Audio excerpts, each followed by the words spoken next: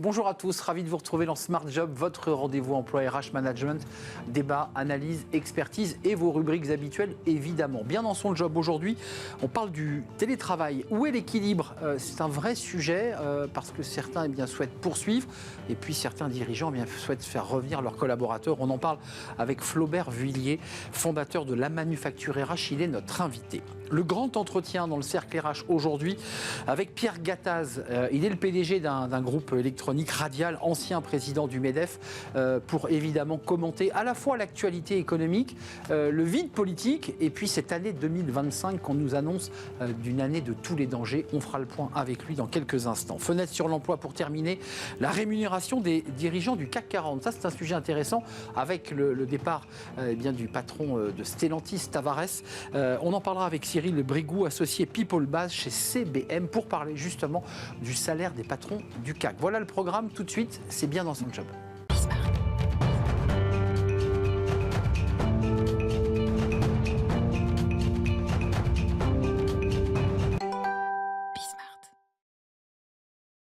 Bien dans son job avec Flaubert Vuillier. Bonjour Flaubert. Bonjour Arnaud. Ravi de vous accueillir. Vous êtes Merci. le fondateur de la Manufacture RH. Vous nous éclairez sur des sujets, je dirais, qui sont dans l'actualité ou qui suscitent le débat et la polémique. Le télétravail fait partie de ces sujets. Et j'ai envie de poser la question un peu abruptement. Je ne sais pas si vous vous rappelez de la phrase de Nicolas Sarkozy. C'était à Marseille, sur les antennes de Bismart. Dans télétravail, avec le style Sarkozy, je ne vais pas l'imiter, il y a le mot travail, mais il y a aussi le mot télé. C'est quoi le juste milieu ? Alors, je reprends l'expression de Nicolas Sarkozy, et c'est vrai que si on fait un peu d'histoire, on est arrivé au télétravail un peu à marche forcée. Le pangolin est arrivé, et hop, tout le monde s'est mis comme ça en 48-72 heures au télétravail. C'est vrai qu'avant, il y avait cette confusion entre télétravail et travail devant la télé. Il n'y avait pas vraiment de confiance managériale en se disant « Oh, mon collaborateur, il est chez lui. Je pense qu'il passe plus de temps à vider son lave-vaisselle et à être devant la télé qu'à vraiment s'investir dans sa tâche. » Donc, on vient de là quand même.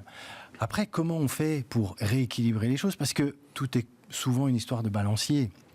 Il y a en effet eu un peu d'excès sur rien en télétravail. Ensuite, on est allé dans beaucoup de télétravail. On parlait même de full remote, ce qui était assez paradoxal parce qu'il y a des entreprises qui disaient « j'ai un argument de bien-être au travail.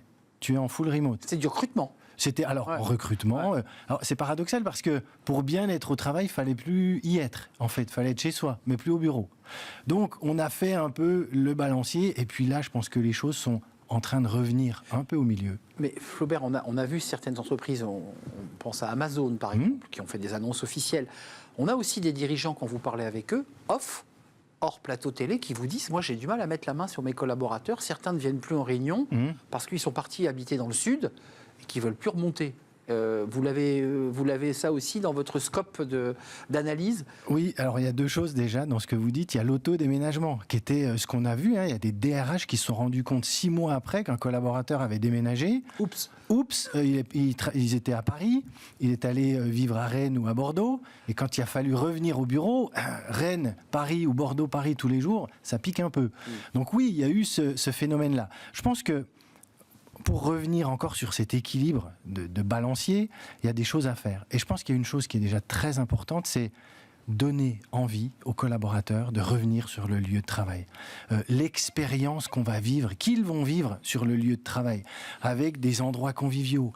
Tout doit être fait pour collaborer, travailler avec, collaborer, travailler ensemble, labeur. COL, pas CA2L. Non, c'est exactement COL, avec et labeur.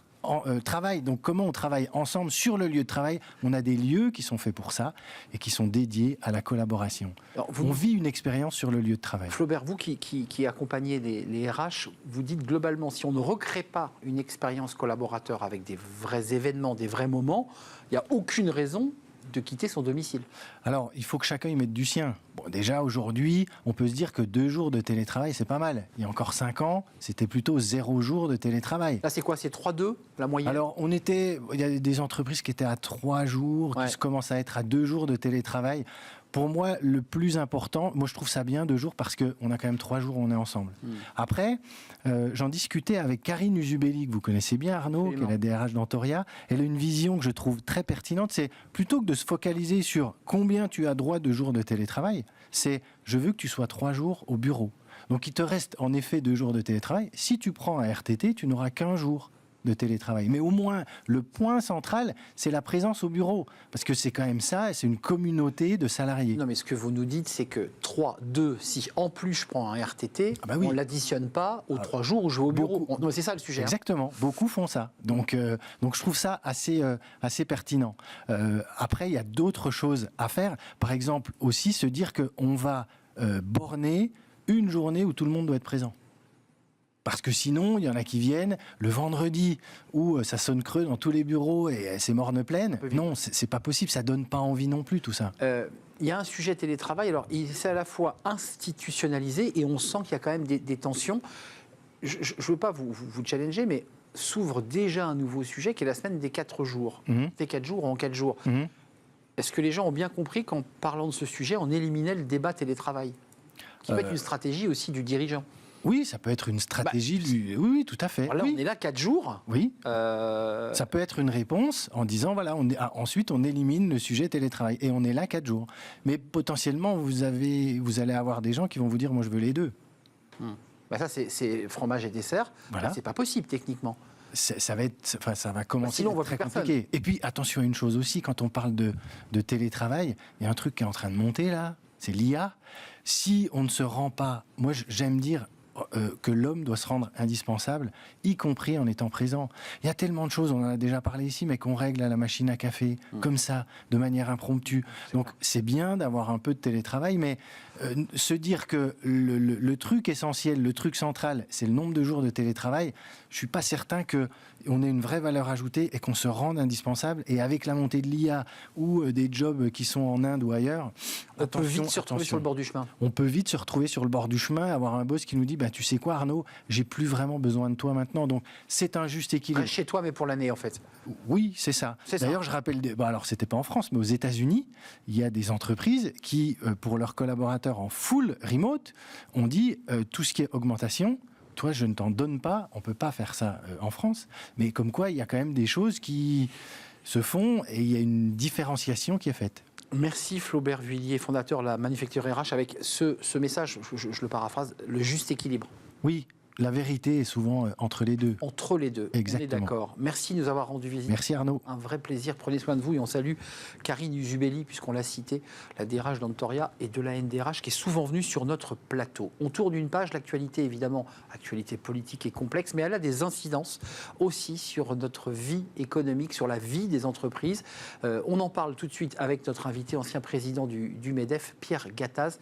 On va essayer de faire le point avec lui sur l'année qui nous attend, l'année 2025. C'est notre invité et c'est le grand entretien.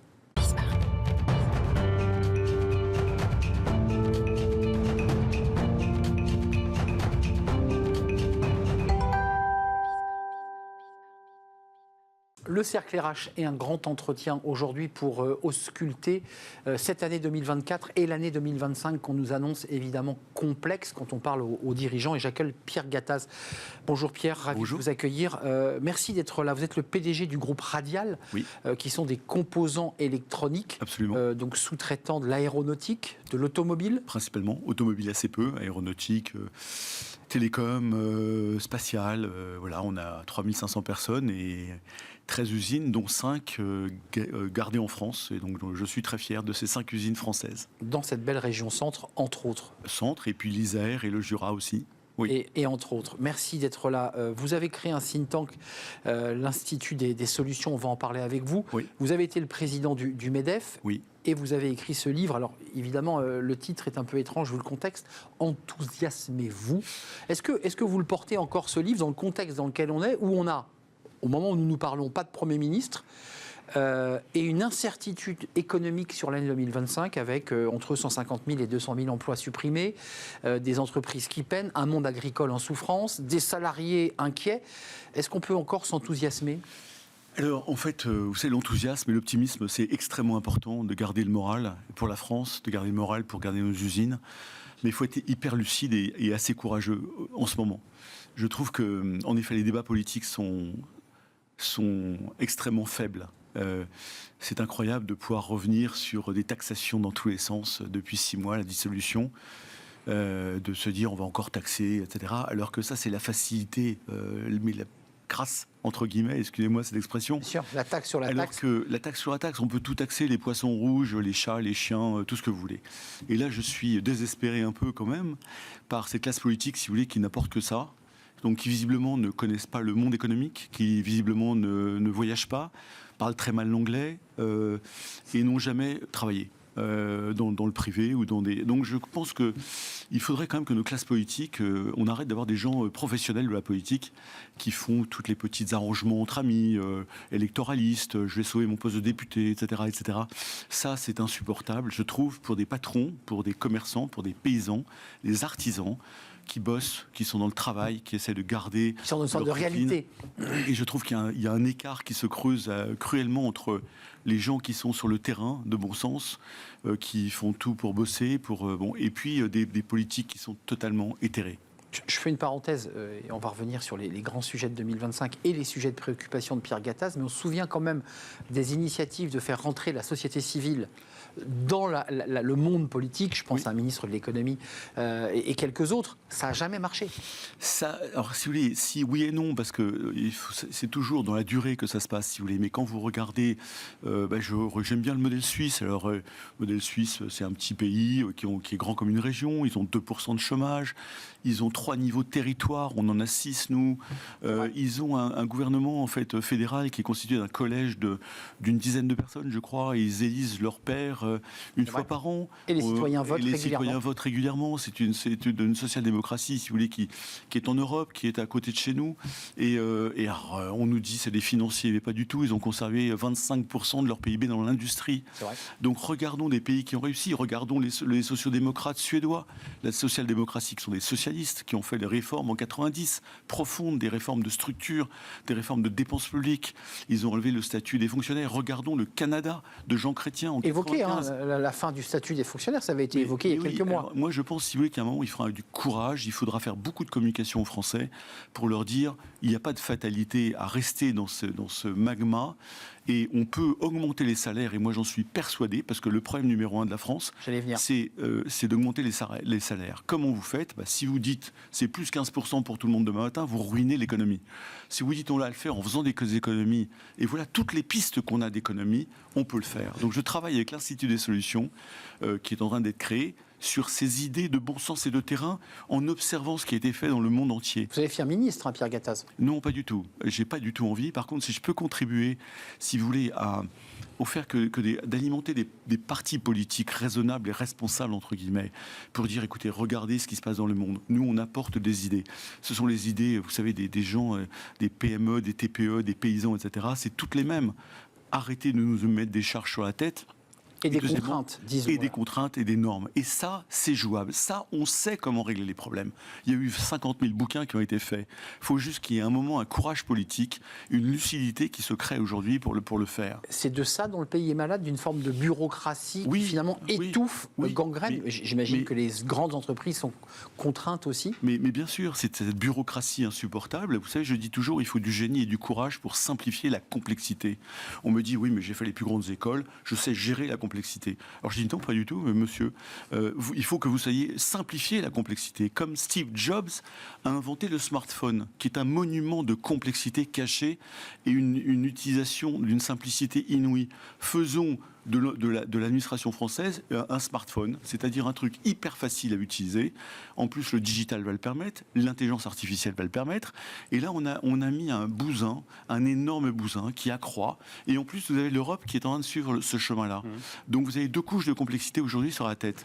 Donc, si vous voulez, là, il faut vraiment qu'on écoute les entrepreneurs, les petites TPE, les PME, les ETI, les paysans, les commerçants, les artisans. C'est eux qui sont sur le terrain, c'est eux qui voient les trucs et c'est eux qui créent l'emploi et la richesse du pays. Tant que les partis politiques, et je pense beaucoup à l'ancienne gauche, les socialistes, qui ont remis l'entreprise au cœur du village quand j'étais président du MEDEF. C'est vrai. Et qui ont réussi à créer 1 million d'emplois, puis 2 millions d'emplois. Le pacte de responsabilité. Oui, le CICE, François Hollande et le CICE. Le taux d'IS qui a baissé de 33% à 25%, puis la flat tax qui a été mis en place, puis la simplification du Code du travail. C'est marrant, vous parlez des socialistes d'avant, mais vous ne parlez pas d'Emmanuel Macron. Enfin, qu'est-ce qu'il n'a pas fait pour réussir Et Emmanuel Macron, j'ai été un des premiers supporters, comme beaucoup de monde, si vous voulez, sur son premier mandat et sur son deuxième mandat. Il a été très bon et il continue d'être de l'aide sur l'attractivité de la France. Et bravo, c'est comme un chef d'entreprise qui va s'occuper du chiffre d'affaires. Bravo. Il ne s'est pas occupé des dépenses. Quand vous êtes paysan, quand vous êtes entrepreneur, vous occupez des deux. Vous occupez de développer votre chiffre d'affaires et vous occupez de baisser vos dépenses ou de les réduire. Eh bien, il n'a pas fait deux en même temps. C'est peut-être le seul endroit où il n'a pas fait le en même temps d'ailleurs. Et donc aujourd'hui, nous avons une dépense publique de 57% à comparer avec les 50% européens. Les Allemands sont à 49%. Les Suisses sont à 35% de dépenses publiques en PIB. Et ce n'est pas la révolution sociale en Suisse. Ils ont des SMIC à 3 800 € net à Genève.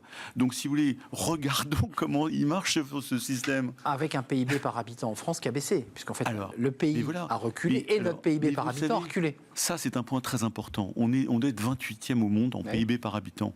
On était dans les 10 premiers il y a 40 ou 50 ans. Bon, on a baissé. On a toute l'Europe devant nous, quasiment toute l'Europe.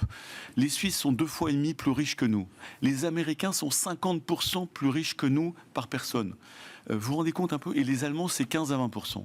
Donc là, il y a un vrai sujet. Et il faut que la classe politique comprenne que soit vous redemandez encore, on taxe, et là vous allez finir d'écrouler l'économie. Les talents vont partir, tout le monde va partir. Ce qui est déjà un peu le cas. Ce qui est malheureusement déjà un peu le cas.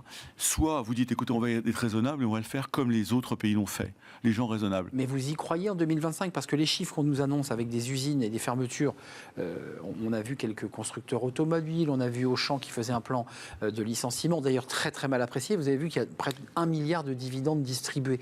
Est-ce que le président du MEDEF se dit quand même, est-ce qu'on ne tire pas un peu sur la corde là? Mais je pense qu'il faut regarder, il y aura toujours des crises, il y aura toujours Là, le problème qu'on a, c'est qu'en plus la géopolitique ne nous aide pas. Vous avez une crise en Allemagne majeure au niveau de l'automobile. Vous avez les Chinois qui consomment moins de voitures allemandes et européennes, moins de machines-outils, moins d'équipements. Ils sont devenus autonomes. Bon, on va encore exporter, mais beaucoup moins. Donc, si vous voulez, il y a une sorte d'économie politique mondiale qui ne va pas bien. Par contre, on regarde les États-Unis. Les États-Unis, ils sont encore à des niveaux de croissance depuis 20 ans extrêmement élevés par rapport à nous. Nous, on a mis des normes. Il y a un dicton qui dit les Américains innovent, les Chinois copient et dépassent, et les Européens réglementent. Il faut arrêter de réglementer. Il faut libérer les chevaux. Il faut libérer les énergies. Et je pense que oui, il y a des problèmes structurels de l'automobile. On sait bien, mais c'est pas français l'automobile. C'est général. Ça va passer. Il y a toujours les crises. Il y a 1, 2, 3 ans en général. Moi, j'en ai une avec le Covid en aéronautique. Ça a duré 2 ans. Ben, je m'en suis remis. Je marche bien. Vous nous avez dit qu'il n'y aurait plus d'avions qui décollent. On n'a jamais vendu autant d'avions. J'imagine que votre carnet de commandes est plein. Oui, il y a eu 2 ans très difficiles, 3 ans très difficiles dans la filière aéronautique. On était à moins 50% sur l'activité. Maintenant, c'est reparti. Donc, si vous voulez, ces crises-là, il ne faut pas dire que c'est du structurel, c'est du conjoncturel. Ça va repartir. Par contre, il faut être capable de s'adapter. Une entreprise, c'est mortel. Si vous ne vous adaptez pas vers le bas et vers le haut, eh bien, ça ne marche pas. À l'Institut des solutions, vous réfléchissez, parce que le sujet de la bureaucratie renvoie évidemment à la place des fonctionnaires, au nombre de fonctionnaires, au coût des fonctionnaires, dont certains sont essentiels à la vie du pays. Et puis on parle de fonctionnaires de 2e, 3e niveau que l'on ne voit pas forcément. Oui. Vous dites qu'il faut réinventer peut-être les RH et la manière dont on reventile, on réinvente cette fonction. Oui. Est-ce que c'est ça le sujet de fond? C'est vraiment ça le sujet de fond. Si vous voulez, le problème principal de la France aujourd'hui, mis à part la sécurité qui est un autre sujet, mais vous avez ce problème de taxes et de charges qui est extrêmement élevé. On est les pays le plus taxés au monde. Pourquoi? Parce que cette sphère publique est très grosse. L'administration de l'administration est épouvantable, très grosse. Centrale, régionale. Alors, vous avez centrale, régionale. Vous avez 3 blocs dans les dépenses publiques. Vous avez le régalien, c'est justice, police, armée, diplomatie. Ça, il ne faut pas trop y toucher. Je dirais même qu'on peut renforcer. C'est des fonctions régaliennes, fondamentales. Deuxième bloc de la dépense publique, les territoires. Les territoires, vous avez 6 couches. On a inventé un millefeuille territoire. Département, région, métropole. Oui, mais communauté de communes, etc., comité d'agglomération, je crois que vous avez entre 5 et 6 couches. Donc pour les décisions que vous prenez pour augmenter une usine, vous avez besoin de 6 ou 7 autorisations, plus le préfet. Mais c'est dingue. On met 2 ans et demi ou 3 ans pour avoir une autorisation d'agrandir une usine. En Allemagne, c'est 18 mois ou 12 à 18 mois. Avec des contraintes liées au climat, faut-il le rappeler. Avec des contraintes énormes liées au climat. Et vous avez des couches de fonctionnaires à chaque étage. Donc qui contrôlent, qui font les normes, qui les contrôlent, qui les sanctionnent, qui mesurent, qui vous demandent des papiers en tous les sens. Donc vous voyez cette complexité. Ensuite, vous avez le troisième bloc, et je finis par là, qui est le bloc le plus important, qui est le modèle social français, la santé. Et là, dans ce bloc-là, vous avez un bloc qui s'appelle la retraite, qui est énorme, qui fait plus de 50% de ce bloc-là. Donc il faut bien faire comprendre à nos compatriotes, et quelque chose qui a été très très mal expliqué. Vous avez tous nos pays européens qui travaillent jusqu'à 65 ans, voire certains 67, voire le Danemark a voté 69. Oui. Et nous, si vous voulez, on est en train, et j'entends les discours politiques, de vouloir revendiquer le retour à 62, voire 60 ans. Une des revendications est LFI. Mais avec en plus un pouvoir d'achat qui augmente, si vous voulez. Là, il faudra m'expliquer comment l'équation fonctionne. Ça ne marche pas. Donc je pense que là, il y a un gros travail de pédagogie pour expliquer qu'il faudra travailler plus pour gagner plus. Vieux slogan qu'on connaît. On s'en souvient. Et après, vous posez une question sur comment on change tout ça. On change tout ça dans nos entreprises, et ceux qui font, je dirais, qui résistent et qui travaillent dans le temps, on travaille avec nos salariés, pas contre. Donc vous avez des plans qui s'appellent du management participatif, de l'ARH participative, de la qualité totale, du lean management. C'est de lean, on travaille. 50 outils, 100 outils qui sont été développés depuis 50 ans. On pourrait les implémenter. Et moi, je pense qu'il ne faut pas travailler contre nos fonctionnaires. Il faut travailler avec les fonctionnaires, de telle façon à les motiver, à ce qu'ils aient aussi des primes, des bonus, pour expliquer... Redonner du sens, on le voit beaucoup. Redonner du sens à fond. Et après, on a une petite chance, c'est qu'il y a 160 000 départs à la retraite de fonctionnaires par an. Donc si vous n'en remplacez pas 1 sur 2 ou 2 sur 3, eh bien, vous ne faites pas des plans sauvages de licenciement. Peut-être qu'il faudra faire de la privatisation par ailleurs, mais qui permettra de dire on ne vous remplace pas et on va se réorganiser. Et l'IA, l'intelligence artificielle, peut aider à cette productivité, qui permettrait de baisser globalement sur 5 ou 10 ans nos dépenses publiques, comme ils l'ont fait au Canada, comme ils l'ont fait en Suède. Parce qu'on n'est pas les seuls à faire ça. On va revenir à 6,2% de déficit, à 5,1% qui était évoqué par Michel Barnier. Juste un mot avant de nous quitter, Patrick Martin avait dit, alors il l'a peut-être regretté, nous sommes prêts à discuter d'une hausse d'impôts des entreprises, dès lors que le gouvernement avait été nommé. Ça vous a arraché, ça vous a fait lever les cheveux sur la tête ? Écoutez, je suis très solidaire de Patrick, qui fait un très bon travail. Le MEDEF est un organe de... Voilà, parfois on fait des petites phrases. Je pense que ça partait d'une très bonne intention en disant qu'on veut bien faire du donnant-donnant, de regarder. C'était le problème qu'on a, c'est qu'en effet, eh bien, il n'y a rien eu en face. Parce que même ce qu'a proposé Michel Barnier, c'est que c'est des impôts d'un côté, ce qui était effrayant, et une baisse de la hausse de dépenses publiques. Il n'y avait absolument aucune baisse de dépenses publiques. Et aucune contrepartie, par ailleurs. Et donc aucune contrepartie. Donc si vous voulez, après, moi je trouve que Patrick Martin fait un très bon boulot. Merci, ça sera le mot de la fin. Pierre Gattaz, merci de nous avoir rendu visite, merci d'avoir fait un détour par les studios de Smart Job et de Bismart, PDG de Radial Group, de l'aéronautique, ancien président du MEDEF. Et puis je vous invite à lire ce livre, ce sera le livre de chevet de l'année 2024, Enthousiasmez-vous, édition du Rocher. C'est un vrai plaisir de vous accueillir. On tourne d'une page et ce sujet va vous intéresser dans Fenêtre sur l'emploi, la rémunération des patrons du CAC 40. Oh là là, c'est une sorte de mystère très complexe. On va en parler avec notre invité et évidemment, en toile de fond, le départ de Carlos Tavares de Stellantis. C'est Fenêtre sur l'emploi.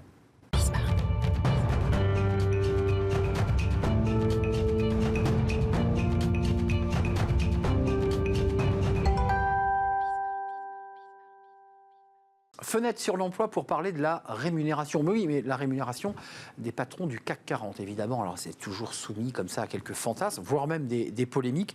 Et j'accueille Cyril Brégou. Bonjour Cyril. Bonjour. On vous appelle le monsieur rémunération par vos pairs et par vos clients. C'est dire que vous avez une certaine expérience du sujet. Associé People Bass chez CBM.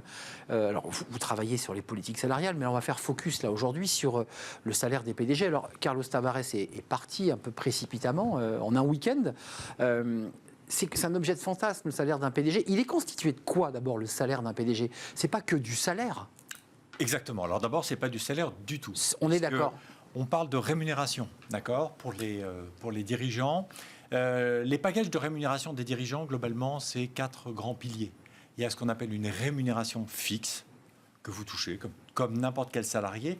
Je dis ça parce qu'on ne parle pas de salaire, parce que ce sont des mandataires sociaux. C'est ça. Ils ont des rémunérations. Au-delà du salaire fixe, on reparlera des montants, mais globalement qui représentent aux alentours de 17% à 18% du package global de rémunération. On ajoute un bonus annuel, qui est le bonus, le variable annuel que la plupart des salariés aujourd'hui cadres, en tous les cas, connaissent. Décidé par un conseil d'administration ? Tout est décidé par le conseil d'administration, on pourra y revenir si vous voulez.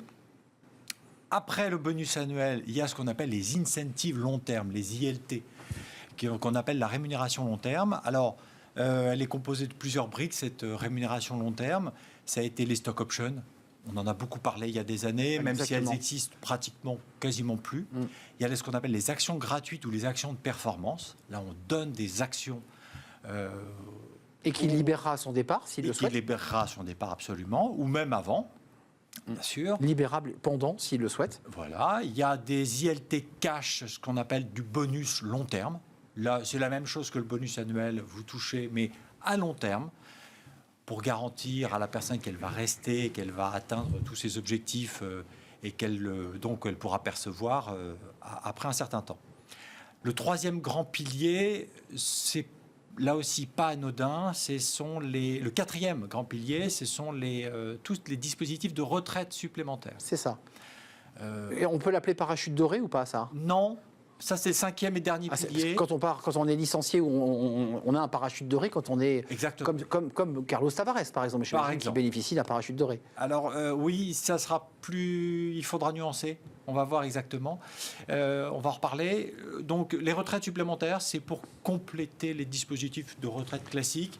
Ça peut quand même atteindre des montants très significatifs. Et puis le dernier pilier, tous les avantages du type parachute doré, effectivement, c'est qu'est-ce qui se passe en cas de départ. L'école des enfants, le logement... Il peut y avoir tout ça. Voiture de fonction, logement de fonction, école, voilà. Et ça se négocie dès l'embauche, enfin dès la négociation pour prendre le poste. Exactement. Et ça, c'est dealé entre avocats, vous qui avez une expertise. C'est un petit peu plus compliqué. Pour une rémunération du dirigeant, et notamment les groupes cotés, en fait, les dirigeants se réfèrent au code AFEP-MEDEF, qui a été sorti, ou en tous les cas beaucoup retravaillé, suite à, on va dire, une série d'abus, scandales, d'abus, voilà, ou considérés comme abus. Donc ce code, il précise quand même pas mal de choses. Pour faire simple, les rémunérations des dirigeants sont décidées par les conseils d'administration, et notamment par le comité des rémunérations, qui est à l'intérieur du conseil d'administration. Cyril, pour se faire une idée, juste pour ceux qui nous regardent, parce que c'est à la fois technique, vous l'avez compris, et ce sont des briques associées. Les chiffres, quelques chiffres. La rémunération des dirigeants du CAC, 7 474 649, ça c'est une étude People Base pour les directeurs. Pour l'ensemble des dirigeants. Quand on parle de dirigeants mandataires sociaux du CAC 40, on parle à la fois des PDG, présidents, directeurs généraux, et des directeurs généraux. Mais mandataires sociaux, ça c'est un chiffre en évolution de 14,7, c'est-à-dire que les salaires ont augmenté pour tous les Français, mais là ils ont bien augmenté de plus 14,7. Ils ont bien augmenté. On est d'accord. Et 9 828 603 millions, ça c'est le package annuel moyen en euros des PDG du CAC en 2023. Exactement. Et là aussi on a une belle augmentation. On a une belle augmentation. Alors, ce qu'il faut voir, c'est que les PDG du CAC 40... Ils savent bien négocier leur salaire, les PDG du CAC. Ah, ils savent bien négocier leur salaire, c'est évident. Tant mieux. À la limite, ça montre qu'ils se sont des bons négociateurs, des bons dirigeants. Un tout dernier mot, il nous reste 20 secondes. Oui. Très vite, il faut distinguer effectivement les PDG, directeurs généraux, et qui ont plus de responsabilités, des directeurs généraux qui ont en parallèle des présidents du conseil d'administration. Donc les rémunérations des DG sont un peu inférieures à celles des PDG. Passionnant, j'aimerais que vous reveniez nous en parler plus longuement et qu'on ait un débat autour de cet enjeu de salaire, parce qu'on voit que ces salaires sont bien négociés et que parfois les salariés ont beaucoup de mal à négocier leur salaire à cette hauteur-là. C'est plus compliqué. C'est plus compliqué. Merci. L'évolution des salaires a été quand même relativement concomitante entre les deux. Merci Cyril Brigoux, associé People Base, le monsieur rémunération en France. Merci d'être venu nous rendre visite. Merci à vous, nous sommes très en retard. Merci à Xavier à la réalisation, merci à Saïd au son, merci à Nicolas Juchat qui m'accompagne évidemment dans toutes ces émissions. Merci à vous pour votre intérêt et votre fidélité à Bismart for Change. Je vous dis à très bientôt. Bye bye.